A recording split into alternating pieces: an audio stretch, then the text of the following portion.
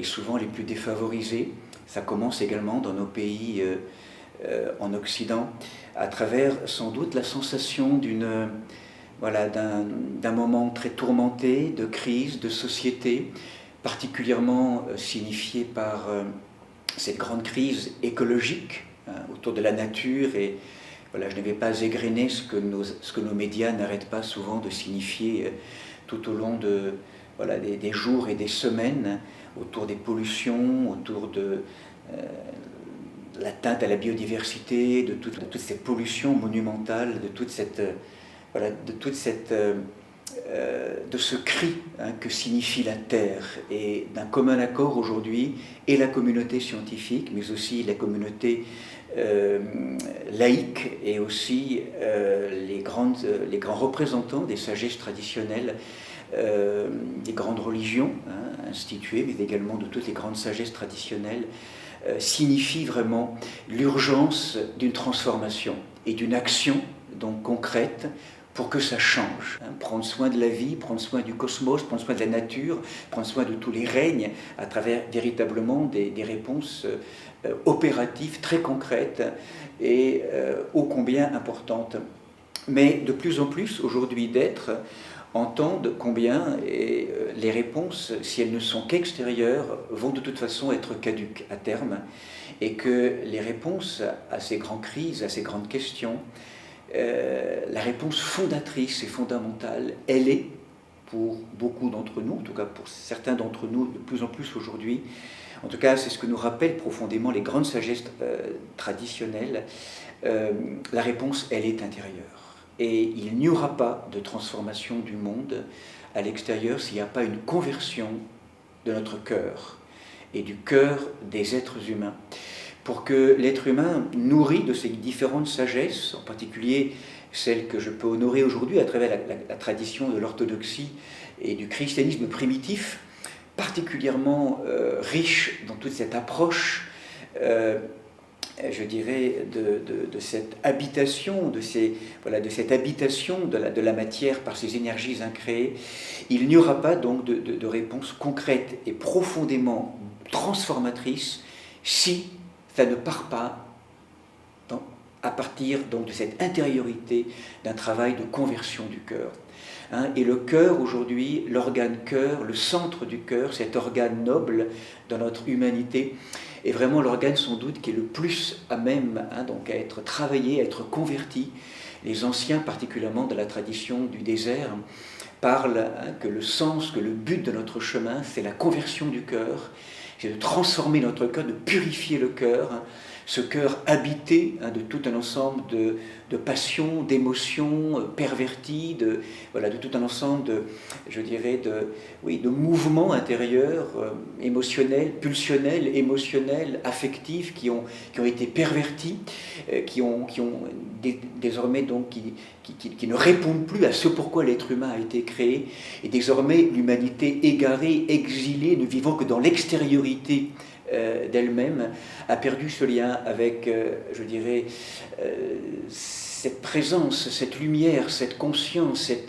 ce retour vers cette intériorité, vers cette présence qui fonde toute chose. Et donc, c'est par ce chemin de retour, de conversion, on parle dans la tradition du christianisme de la métanoïa, ou de faire teshuva, emprunté à la tradition juive aussi, ou simplement ce qu'on appelle l'épistrophée, qui a donné le mot d'ailleurs pénitentia, dans la tradition plutôt latine, faire pénitence, qui est plutôt coloré pour nous malheureusement aujourd'hui d'une dimension un peu moralisatrice ou culpabilisante. En tout cas, faire œuvre de pénitence, repentir, métanoïa, teshuva, c'est vraiment travailler à ce chemin de conversion du cœur. Ce dont on a le plus besoin, c'est un baptême des larmes,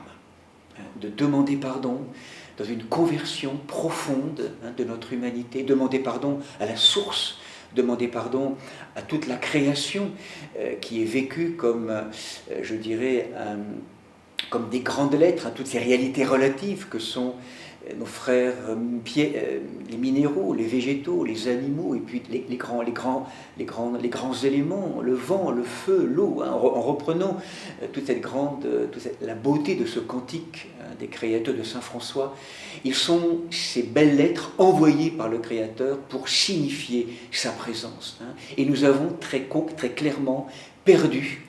la vision en 3 dimensions. Désormais, nous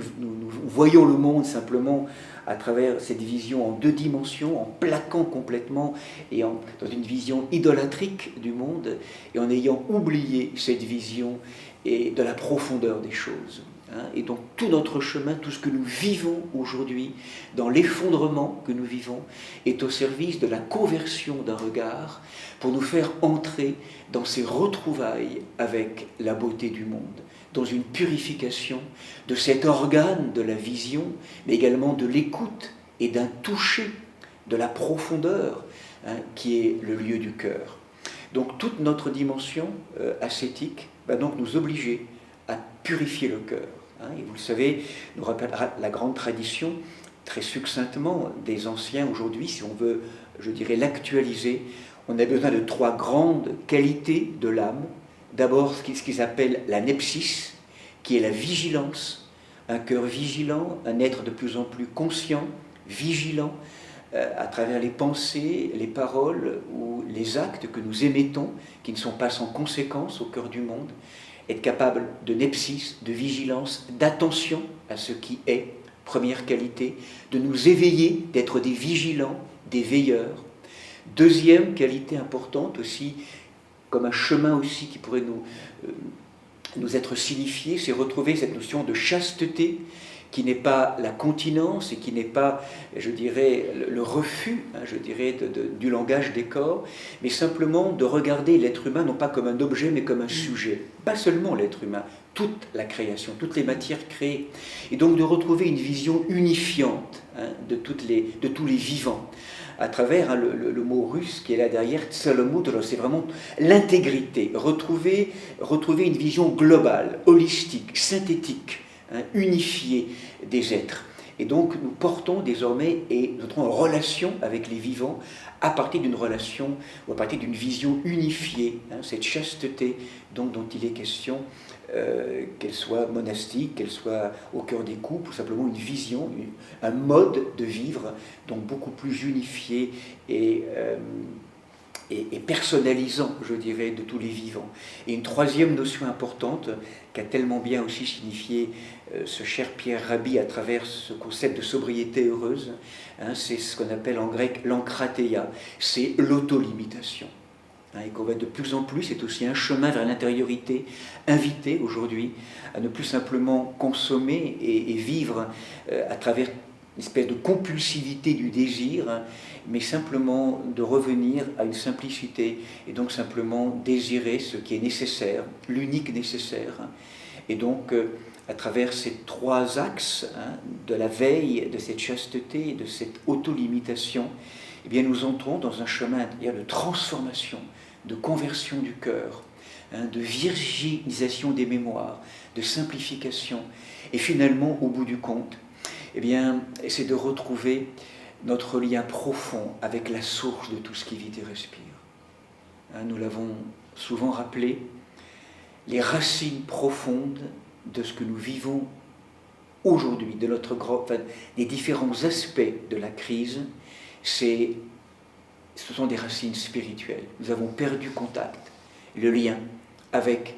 l'être qui fait être toute chose, quel qu'en soit le nom après qu'on va signifier, ou les visages qu'on va évoquer, chacun et chacune dans nos traditions spirituelles.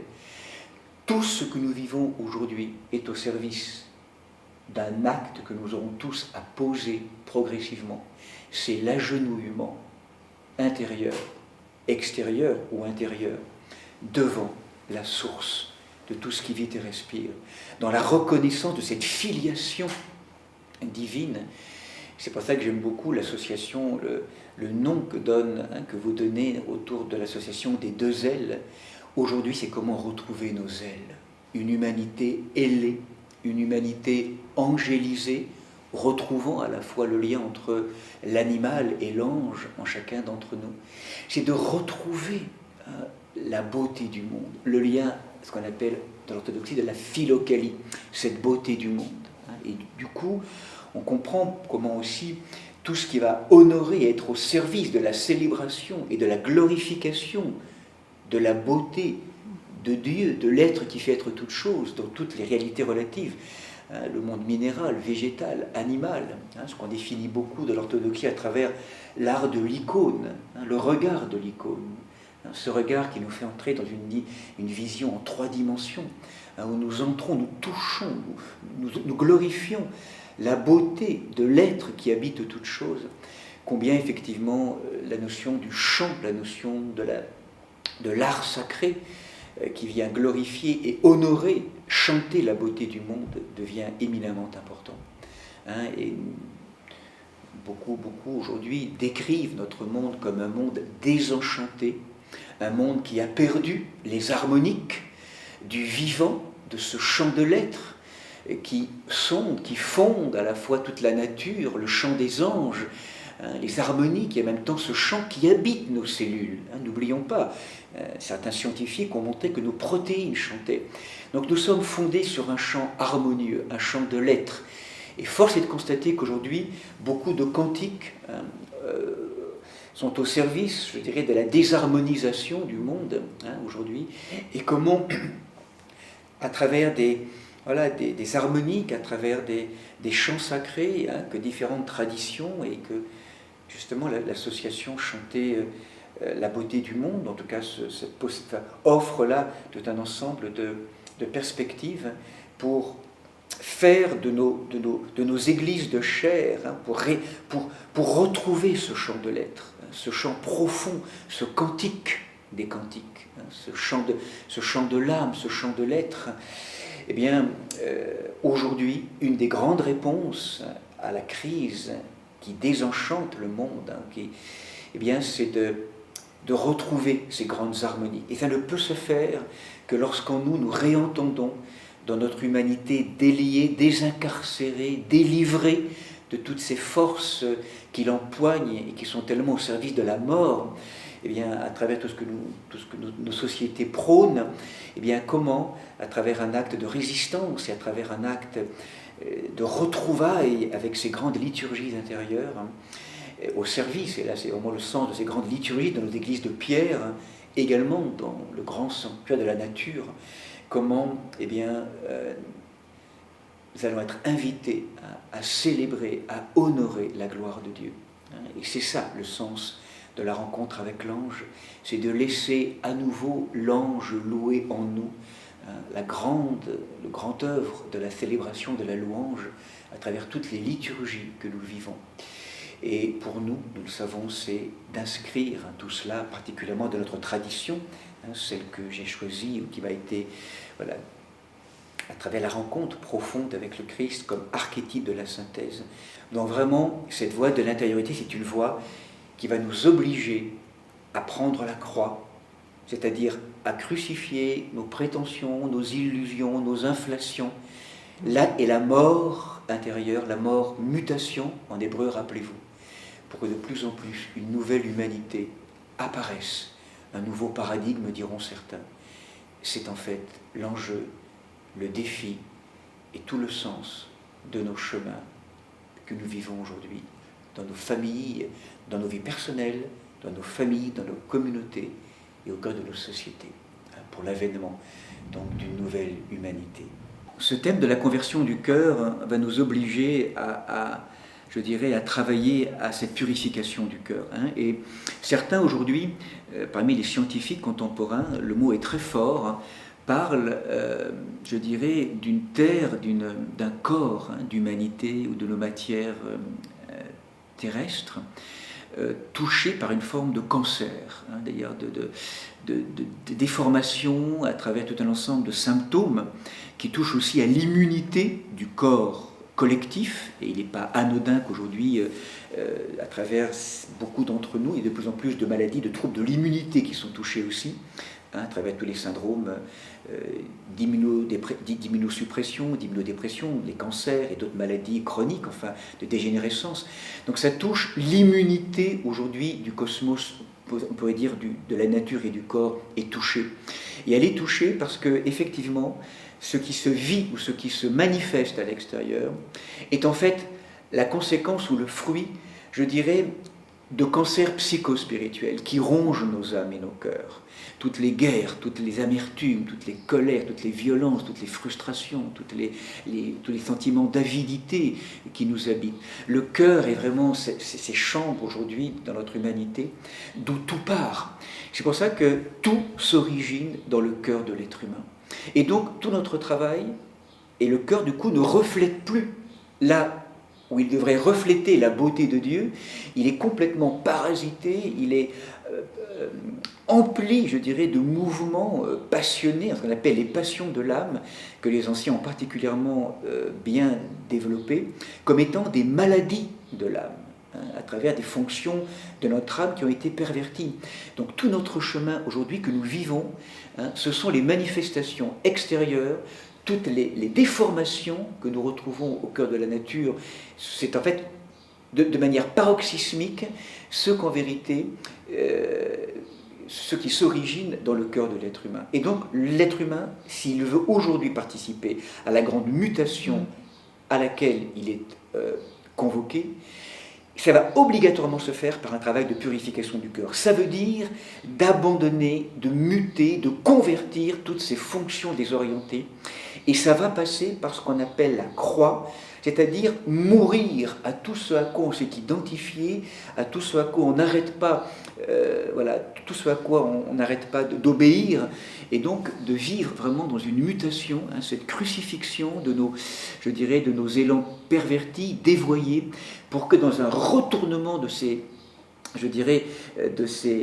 mouvements, eh bien, dans un chemin, qu'est-ce que c'est que la crucifixion? Finalement, c'est cette mort, cette mutation qui permet donc, dans cette mort d'un ego crispé ou fermé sur lui-même,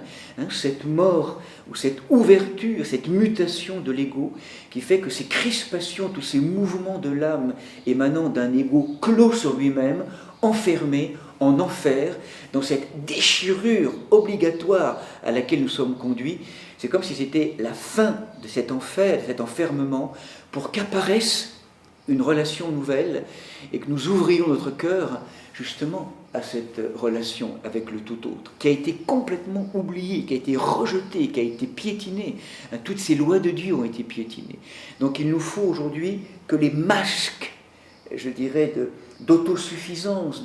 où on se prend pour Dieu, où on s'est passé de Dieu, où on s'est passé de la conscience, eh bien, soient déchirés progressivement. C'est là le sens de nos épreuves, le sens douloureux de ces grandes épreuves que nous vivons, pour que là apparaisse ce qui est en dessous et que se révèle ce qui n'arrête pas d'appeler à advenir, qui est l'homme nouveau, la personne nouvelle, la personne libre, la personne en relation nouvelle, et cette personne en capacité d'être déifiée, enfin je dirais, on pourrait dire le pôle céleste de l'être humain, plutôt que ce pôle simplement fermé sur lui-même. Donc ça oblige obligatoirement aujourd'hui, et ça va être douloureux de plus en plus, à une mutation, à une mort, tel est un peu le symbole de la croix, pour que progressivement, dans ce dévoilement, cette déchirure des masques, apparaît l'homme nouveau, l'homme en relation avec ce Seigneur qu'il n'a de cesse que de porter en lui, et de retrouver cette filiation royale.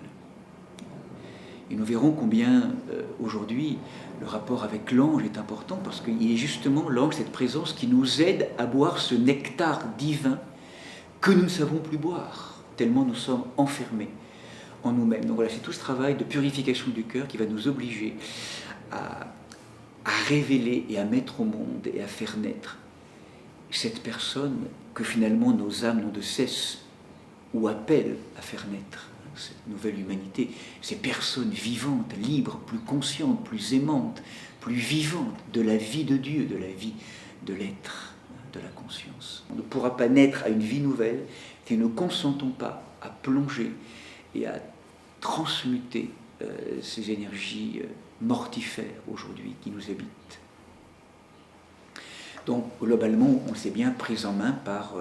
parce que aussi on l'oublie trop souvent, par ces présences maléfiques, hein, et je crois que là il faut aussi en parler peut-être. On a parlé du Satan ou de ses forces diaboliques. Souvent, il y a aujourd'hui une société qui a tendance à complètement même douter de son existence, toutes ces forces malignes. Et pourtant, la plus grande stratégie du diviseur, du diable, comme on l'appelle, le diviseur de ces forces qui nous déchirent, de ces forces qui sont des forces malignes, qui ont aussi une fonction, on l'a aussi rappelé, mais eh bien, c'est quand même sa plus grande ruse, c'est de faire croire qu'il n'existe pas, et comme ça, il fonctionne incognito au cœur du monde. Et là, il nous endort, il nous anesthésie, et il nous fait croire que, voilà, que tout va se passer tranquillement. C'est là où il nous faut vraiment veiller et prier plus que jamais. Dans un combat spirituel qui prend en main tous nos composés humains, corps, âme, esprit. Il y aurait d'un côté une tendance à privilégier la réponse extérieure en oubliant complètement la réponse intérieure, et nous montrons à quel point s'il n'y a pas ce retour vers la guérison du cœur et ce travail de conversion du cœur, ces méthodes extérieures ou ces réponses seront sans doute inopératives. Voilà. Et inversement, certains aussi pourraient reprocher par moments à ce que dans certaines logiques simplement méditatives ou de réponse intérieure, ça puisse manquer très clairement d'action concrète à l'extérieur. Et c'est vrai que justement, l'un des grands enjeux sans doute de la crise que nous traversons, ça va être pour chacun d'entre nous d'arriver à trouver une posture qui relie l'extérieur et l'intérieur, sans rien opposer. Certains d'entre nous ont plutôt tendance à être des êtres actifs, extérieurs et manquants d'intériorité. D'autres parfois vont être trop rêveurs, en tout cas d'une contemplation qui peut peut-être parfois nous arracher ou nous séparer d'une forme de réalité, de principe de réalité. Et comment faire le lien entre les deux ? C'est sans doute l'un des grands enjeux pour chacun d'entre nous aujourd'hui. Et comment tisser ces relations entre la dimension intérieure et extérieure, méditante, de prière et véritablement opérative. Une action extérieure doit être fondée sur une action d'assise, une posture d'assise intérieure, méditative, quelles que soient nos pratiques, après, toute tradition confondue, revenir au cœur profond, revenir à cette assise profonde, respirer dans le Saint-Nom, dans des pratiques dévotionnelles ou simplement de non-dualité, d'observation de ce qui est là. Parce que toute action qui ne serait pas sous-tendue par une posture intérieure de méditation ou d'assise pourrait devenir agitation. Et ça, parfois, c'est ce qui peut menacer certains mouvements militants, trop extérieurs, et dans lesquels, finalement, on finit par s'épuiser. Donc, comment tenir méditation et action ? Tout l'enjeu d'entre nous, que nous soyons engagés dans des communautés ou au cœur du monde, ça va être maintenant cette voie de la médite-action, où finalement nos méditations ou nos assises régulières, quotidiennes, puissent de plus en plus être opératives et agissantes au cœur du monde, et comment nos actions puissent aussi être de plus en plus sous-tendues et profondément portées par une méditation, par une action contemplative. Donc joindre l'action de la contemplation joindre l'action et la contemplation. Alors, c'est ce que quelqu'un comme le père Jean-Thierry Verhelst, qui est un prêtre orthodoxe né au ciel il y a quelques années, mais qui est particulièrement aussi honoré aujourd'hui par un de nos frères qui habite en Suisse, qui est Michel Maxime Heger, c'est la voie du méditant militant. Et donc, on pourrait se renvoyer à beaucoup de ses ouvrages. Je pense en particulier à La Terre comme soi-même, ou même tous ces traités aussi d'éco-psychologie, ou en tout cas son approche, qui me paraît particulièrement intéressante, en lien et fondée par la tradition des anciens, en tout cas dans le christianisme, et qu'on retrouvera dans beaucoup de traditions spirituelles. Mais pour nous, c'est vraiment là, sans doute, une voie importante à apprendre à tenir ensemble, hein, méditation et action, la voie du méditant militant. Voilà, ça, je crois que ça paraissait important à bien compléter, pour surtout ne pas opposer ces deux voies, hein, et qu'il est question de tenir ensemble ces deux aspects extérieurs et intérieurs.